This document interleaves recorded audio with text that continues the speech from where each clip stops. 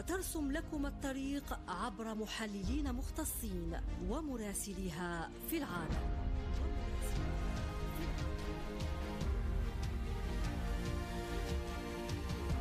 إذاعة الجزائر الدولية، صوتنا في العالم.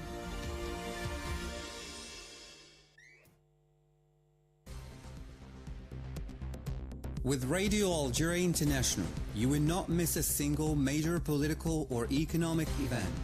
Radio Algeria International, our voice in the world.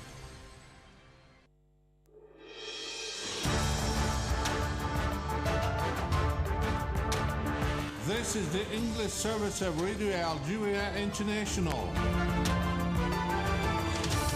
It's time for the news. Prime Minister Nadir Al-Arbawi has presided over the opening session of the 6th African Judicial Dialogue organized here in Algiers by the African Court for Human and People's Rights. The Israeli army has extended its operations to the northern part of the Gaza Strip amid continued bombardments that claimed scores of lives. And the Arab League has reiterated the right for Palestinian children to a free and dignified life on their land and to have a safe and secure future on the occasion of the celebration of World Children's Day. Those were the headlines, and now the news in detail from Radio Algeria International. First, the Prime Minister Nadir Al-Arbawi today presided over the opening session of the 6th African Judicial Dialogue organized here in Algiers by the African Court for Human and People's Rights.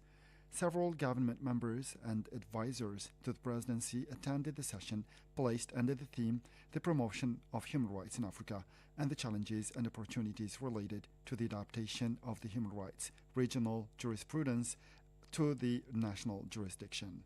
The head of the African Human Rights Court, Imani Daoud Aboud, attended the session together with the presidents of the Supreme Courts of the AU member countries, as well as a delegation of the Constitutional Council of the Arab Sahrawi Democratic Republic. The meeting offered the opportunity to discuss the adaptation of the regional and international jurisprudence to the national jurisdiction. The meeting, which is to last until Wednesday, is taking place as part of the African Union's decision to hold the African Judicial Dialogue every 2 years.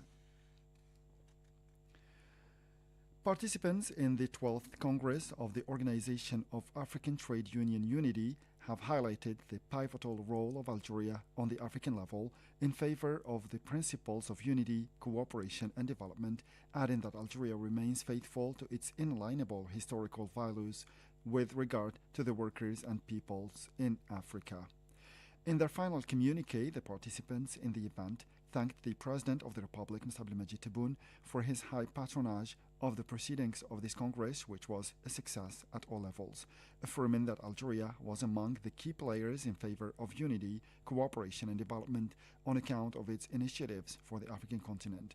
In this regard, the final communique recalled the initiative of the Algerian Agency for International Cooperation for Solidarity and Development, dedicated to the financing of development projects in African countries, stressing that the holding of this event in Algeria reflects its attachment to its inalienable historical principles and values with regard to workers and peoples in Africa, but also its contribution in the socio-economic prosperity of the continent.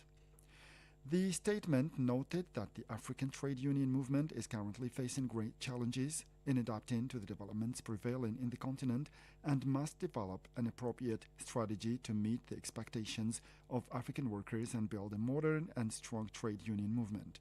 The participants also evoked the difficult regional and international circumstances coinciding with the holding of this Congress due to the changes that the labor world is experiencing, pointing out to the conflicts, wars and threats of terrorism in the Sahel, such as the conflict in Sudan, the resistance of the Sahrawi people to exercise or the resistance of the Sahrawi people for the right to exercise their right to self-determination and independence, in addition to the Zionist aggression perpetrated against the Palestinian people and its repercussions on the fate of workers and their families. The delegates did not miss the opportunity to condemn and denounce in the strongest terms the barbaric Zionist aggression against the Palestinian people, calling on the international community to intervene to immediately end the war waged against the Palestinians and strengthen solidarity to provide urgent aid to the inhabitants of the Gaza Strip. Still with the domestic file, the National Waste Agency, IND, is organizing as from Monday at the University of Ardaya in coordination with the United Nations Development Programme UNDP in Algeria, the second edition of Green Entrepreneurship Week, with the participation of various stakeholders operating in the field of waste management. The higher education and vocational training sectors are also represented in the event, which aims to strengthen cooperation and consolidate efforts with the aim of becoming a catalyst for innovative ideas in the field. Workshops, conferences, and working sessions are planned during this edition, during which the strengthening of green entrepreneurship, the creation of sustainable jobs, and the boosting of scientific research in the field of waste management will be discussed. Competitions and challenges will also be organized on these occasions, not only to encourage innovation, but also to allow young talents to stand out in the field of waste management. In this context, the IND and UNDP Algeria called on student project holders, startups, and representatives of civil society to participate massively in the event. To the Middle East now, where the Israeli army has extended its operation to the northern part of Gaza Strip amid continued bombardments that claimed scores of lives. Maryam Bershi has more in this report. Palestinian sources said at least 12 patients and their relatives were killed in the Israeli airstrikes, which hit the Indonesian hospital located near the major refugee camp of Jabalia, north of Gaza. The Israeli army continued to extend its operations to the northern part of the Gaza Strip at a time when it pursued its airstrikes on the southern part of the Palestinian enclave. Earlier, the World Health Organization (WHO) expressed concern and said that the situation in Gaza's Al-Shifa main hospital was desperate on account of a lack of water, food, power, medicine, and medical equipment. It affirmed that 2,500 displaced who had sought refuge in the hospital had been ordered by the Israeli army to evacuate together with a certain number of patients and of the medical personnel. According to the UN, over two-thirds of the 2.4 million inhabitants have been displaced by the war in Gaza. This came as the UN Secretary-General Antonio Guterres once again called for a humanitarian ceasefire, rejecting as unacceptable that the war caused daily an increasing number of casualties, including children and women, caused daily. In this connection, the State of Palestine's representative to the UN, Riyad Mansour, stated that the acts of terrorism and atrocities carried out by the Israeli army in Gaza constituted an insult to humanity and could by no means be justified. In letters sent to the UN Secretary-General and heads of Secretary Council and General Assembly, he denounced Israel for its fierce aggression on the Palestinian people and for its refusal to respond to the international calls for a ceasefire. In the meantime, China today called on the international community to take action rapidly to put an end to the humanitarian disaster in Gaza. Addressing diplomats from Arab and Muslim countries, China's foreign minister called for more efforts to be deployed to secure the de-escalation in Gaza and to help restore peace in the Middle East as soon as possible. And we have managed to get in touch with Palestinian journalist Ibrahim Kanaan, who is in Gaza and who gave details on the attack that targeted the Indonesian hospital. Hundreds of martyrs have been killed in the ongoing Israeli strikes. The Indonesian hospital north of Gaza has been besieged by Israeli tanks. There are at least 500 people between dead and wounded who are still stranded and subject to bombardment and shooting. The hospital was shelled by Israeli warplanes and rockets, and at least 12 martyrs were killed in the Israeli bombardment on the Indonesian hospital, in addition to scores of wounded.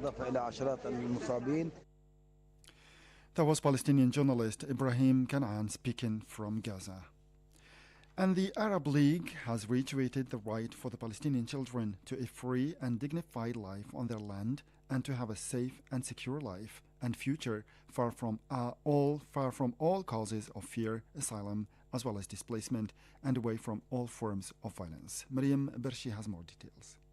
In a communique issued on the occasion of World Children's Day, it stressed the violent and criminal practices of the Israeli occupying forces were aimed at annihilating their existence and future. The Arab League called on the international community to take on their responsibility to ensure the protection of the Palestinian children in Gaza and to force the Israeli occupying forces to abide by the laws. The Palestinian Health Ministry affirmed that 5,000 out of the over 12,000 Palestinians killed by the Israeli occupying forces are children. Still with the Palestinian file, Palestinian representative at the UN, Nada Abu Tarboush, has strongly denounced Israel's barbaric actions in Gaza, highlighting the dismissal of Palestinian identity. In her address at the fifth meeting of the high contracting parties at the UN in Geneva, Switzerland, Nada Abu Tarboush firmly condemned the indiscriminate killing of innocent Palestinian civilians, stressing that the occupier sees all 2.3 million Gazans as legitimate targets that should be killed. To the other states and civil society in the room, let me simplify Israel's statement for you. Other than throwing insults around and making grave, baseless accusations, Israel said something that should make all of you shudder. It effectively said, I can kill any and every person in Gaza. The 2.3 million people in Gaza are either terrorists or terrorist sympathizers or human shields, and are therefore legitimate targets. Every person, according to Israel, falls into one of these three categories: a child, a journalist, a doctor, a UN staff, a newborn baby in an incubator. She also spoke about the great number of journalists killed in an attempt to divert the international community's attention and silence it. Perhaps you think that as your trigger-happy soldiers continue to kill journalists, 41 so far, the highest number of journalists killed over a 4-week period than in any conflict in the last 3 decades, you think that no one will be left to expose your crimes. It's worth recalling that the 2023 meeting of the high contracting parties to the convention took place in Geneva, Switzerland from 15 to 17 November 2023.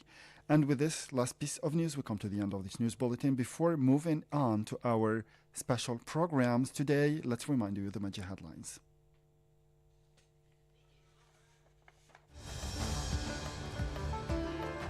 Prime Minister Nadir Al-Arbawi has presided over the opening session of the 6th African Judicial Dialogue organized here in Algiers by the African Court for Human and People's Rights. The Israeli army has extended its operations to the northern part of the Gaza Strip amid continued bombardments that claimed scores of lives. And the Arab League has reiterated the right for Palestinian children to a free and dignified life on their land and to have a safe and secure future on the occasion of the celebration of World Children's Day.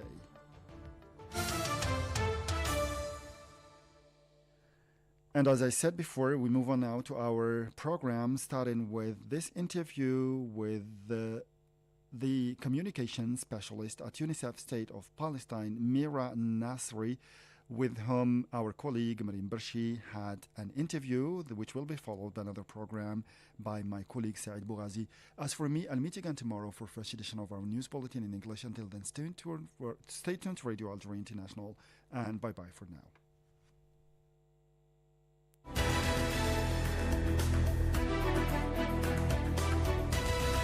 Hello listeners, in today's interview on Radio Algeria International, we have the honor to speak with communication specialist at UNICEF State of Palestine, Mira Nasser, with whom we will discuss the main challenges confronting children in general and the Palestinian children in particular in light of the barbaric aggression carried out by the Israeli army against the occupied Palestinian territories.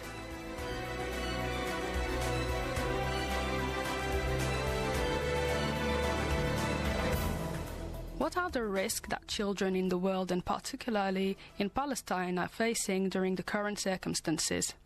Children in the state of Palestine are facing daily challenges and daily risks to their rights and their right to life, whether it is in the Gaza Strip or West Bank.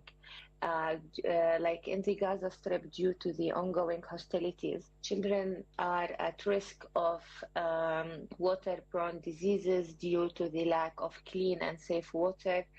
Like their inability to access health care is also another risk that risk their health in the future and also their lives. Also, children they are facing daily challenges related to nutrition, well-being, MHPS, mental health, and other like aspects of their daily life. How does UNICEF MENA support the Palestinian children to ensure their rights and well-being? Since day one, UNICEF is present in Gaza Strip. We are not planning to leave. Our staff are there. We have also international staff who are in Gaza to support the delivery of different life-saving supplies that we manage to get through Rafah crossing to these children who are in need in Gaza. And these like life-saving supplies include clean water, hygiene kits, medical supplies, and like recreational kits for children and their mental health and well-being. But to be honest, what is really needed is a ceasefire for humanitarian reason and open for all the crossings around Gaza to be able to deliver and supply these children with life-saving humanitarian aid and other services, crucial services that they need in Gaza. So what are the implications on the education and mental health of Palestinian children due to the current conflict? Almost 60% of school buildings are damaged in the Gaza Strip due to the ongoing hostilities. And this means that more than 500,000 children in Gaza will not be able to access education for a long time. And this, of course, affects their ability and to learn. And at the same time, it is a great learning loss for them, which is already was an issue before the recent hostilities in the Gaza Strip. The fact that these schools, the remaining schools, are used as shelters means that the relationship between the children and these schools has changed. For example, one girl from Gaza said that I used to love my school, but now while staying here as an internal displaced person, I don't know how I will feel about the school or if I will feel the same after the end of this war. Also, like children, unfortunately, are suffering from on the well-being and mental health aspect due to the ongoing hostilities. So, like I spoke to children and their mothers who were telling me like heartbreaking stories about how the children are really scared. They are constantly in fear that of death or that they might be injured. Some of these children went through a journey of hell from one shelter to the other, seeking peace and seeking safety in these shelters. So of course the toll is really, really high on these children and their well-being and mental health. What are the short-term and long-term priorities of UNICEF MENA to improve the situation of children in Palestine, notably in post-war?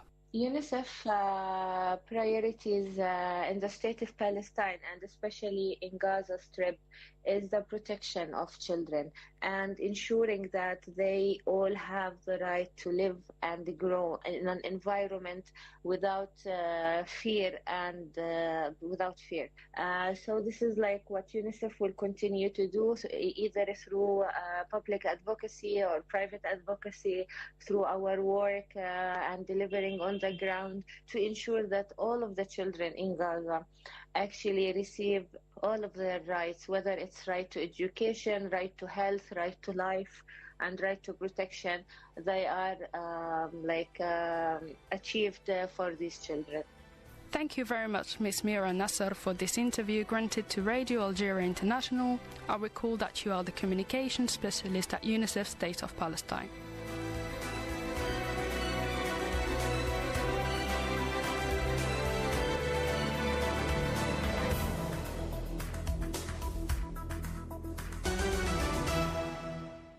Hi and welcome to our weekly program devoted to Algerian economic news.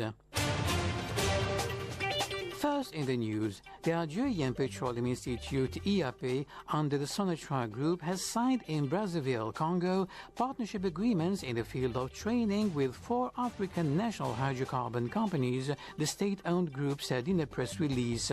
The agreements aim at strengthening cooperation in the field of training between the EAP and the National Petroleum Company of the Congo, SNPC, Sonahydroc of the Democratic Republic of Congo, DRC, the National Hydrocarbon Company of Benin, and the Ghana National Petroleum Corporation, GNPC. The Minister of Agriculture and Rural Development, Mohamed Abdelhafid Henni, has announced the launch as from the 2023-2024 agricultural season of the program to plant 1 million palm trees as part of the promotion of this sector. The Minister presided over the opening of the first international date fair organized under the slogan Our Dates, Authenticity and Sustainable Economy, in the presence of members of the government, ambassadors, members of the diplomatic corps accredited in Algeria, and the President of the People's Assembly of the province of Algiers. A production of more than 3.5 million quintals of yellow maize intended for fodder is expected in the province of Edmiya during the current harvest campaign, according to the local Directorate of Agricultural Services. This harvest will be carried out on a total area of more than 7,000 hectares spread over 67 farms across the province, the same source said.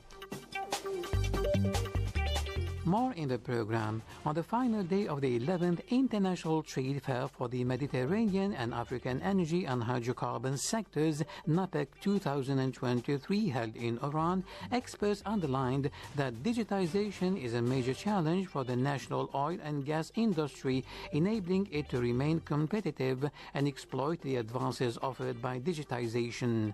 During a panel discussion on digitization and advanced technology, the experts agreed on the importance of digitization and exploiting technological advances to improve production and speed up decision-making at lower cost.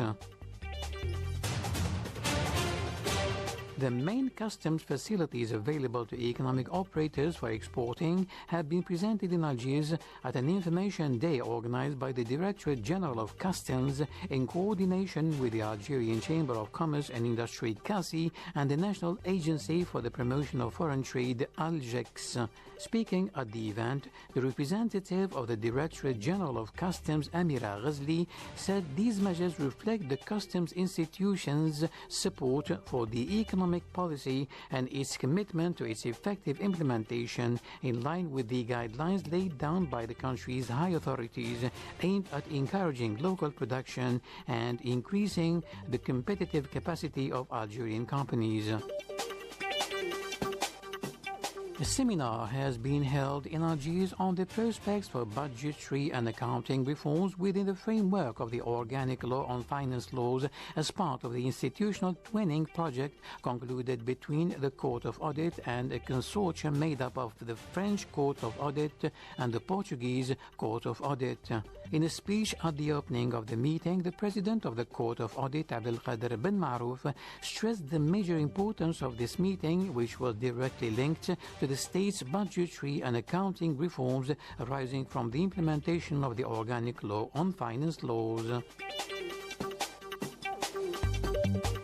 And to wrap it up, a new information and networking platform between Algerian skills based abroad and talents living in Algeria will be launched shortly with a view to supporting exchanges and launching partnership projects, said in Algiers the president of the Algerian Diaspora Association, Diaspora, Faisal Qaddour. Speaking at the Entrepreneurship Days held at the International Conference Center Abdelatif Rahal here in Algiers, Faisal Qaddour said that this platform aims at helping young Algerians with projects and offering services to economic operators wishing to invest abroad.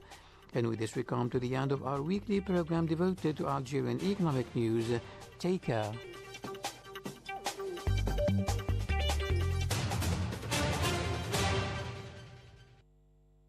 إذاعة الجزائر الدولية. يمكنكم متابعة إذاعة الجزائر الدولية عبر الأقمار الصناعية بالنسبة للعالم العربي على نايل سات على التردد الأفقي 11680 وفق معادلة الترميز 27500. This is Radio Algeria International. وعلى القمر الصناعي عرب سات 26 درجة شرق على التردد العمودي 11785 وفق معدل الترميز 27500. راديو أرخيليا انترناسيونال. وعلى القمر الصناعي الكومسات 24 درجة نقطة 8 غرب على التردد الأفقي 12250 وفق معدل الترميز 12500 بالنسبة لمنطقة المغرب العربي ومالي والنيجر. راديو ألجيري انترناسيونال. إذاعة الجزائر الدولية، صوتنا في العالم.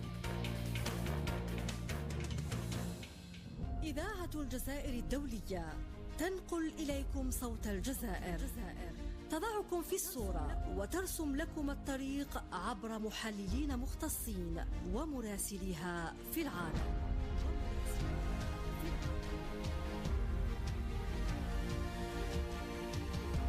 إذاعة الجزائر الدولية، صوتنا في العالم.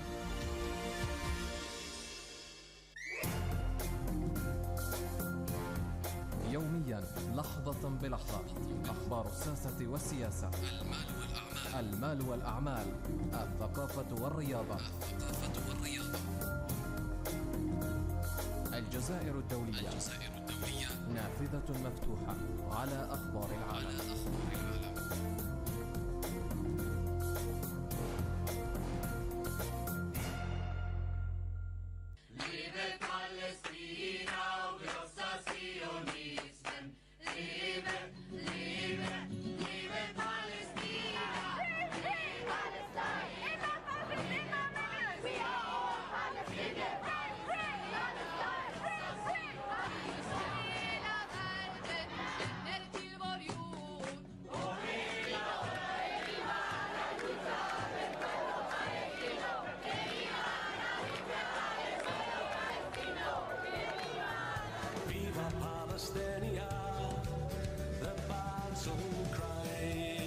Pour Israël, on peut manifester, pour les Palestiniens, on les laisse crever. C'est ça qui est scandaleux.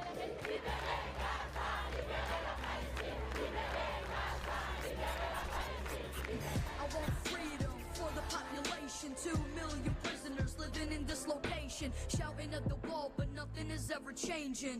That's life under an occupation.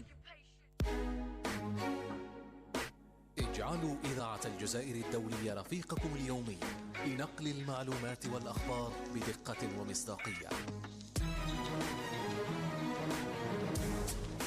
إذاعة الجزائر الدولية، وسام أبو زيد، فلسطين. نفي عمل محمد، إذاعة الجزائر الدولية.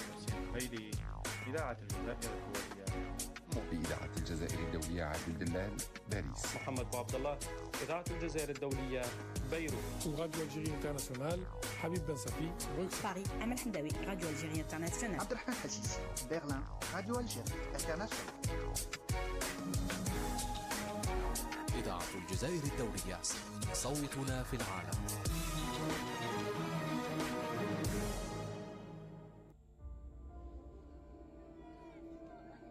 وإنه لجهاد، نصر أو استشهاد.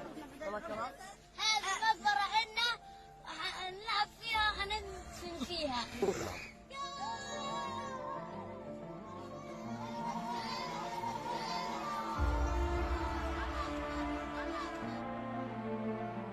تحية كبيرة كبيرة كبيرة كبيرة لكل شعبنا، عشان شعبنا هو منيح، شعب فلسطين.